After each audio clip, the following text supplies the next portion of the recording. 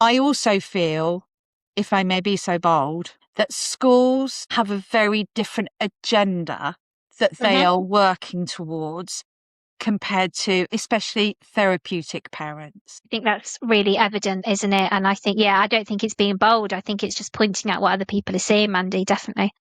You know, we are looking at the emotional well-being of a child. We are looking at helping build their self-worth and their self-confidence. We're looking to fill in those blocks of missed developmental milestones because of their early life experiences. And even, you know, if you think about a child who's autistic or who's got ADHD, their brain is processing the world differently. So we have to parent them differently. For me, I feel that schools have always had a box and your children should fit into that box. Yeah. And if they don't fit in that box, then that's a you parent problem. You need to fix it. Yeah. I'm going to go one step further, Laura, and please tell me if you think I'm being too outspoken, but I feel that since academies have come in and the whole education system has sort of changed into more of a business platform rather than an education platform, that box for our children to fit in has got smaller. That's a really interesting concept, isn't it? Because my boys are, in an academy school, actually, and I hadn't thought of it that way until he just said it. But, I can see elements of that, definitely.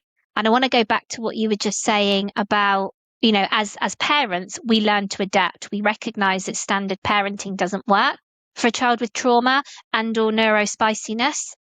And yet we are expected to make that work in the best way. We're expected to educate ourselves, to read the books, to come to the webinars, to go to the conferences, to watch Brené Brown on YouTube, to listen to Dr. Gabor Mate and Bessel van der Kolk and Dan Hughes and all of these things, to listen to podcasts like us lunatics talking about this stuff every week. And yet education, when it comes to school, their very clear discourse is attainment, attendance, statistics for the government. They're not expected to adapt. This is how we teach maths, so this is how we teach maths. This is how fast you should run in PE, so this is how fast you should run in PE. And so on and so on and so on. This is how you write about Macbeth and how you analyze the text and so on and so on. And yet there are no expectations around how they adapt to do that. Or if they are there, they're very, very small and it's very, very hard to see the evidence. And that just goes to show, doesn't it, that education discourse versus that more social, trauma-informed therapeutic discourse, the more holistic package that we as parents offer.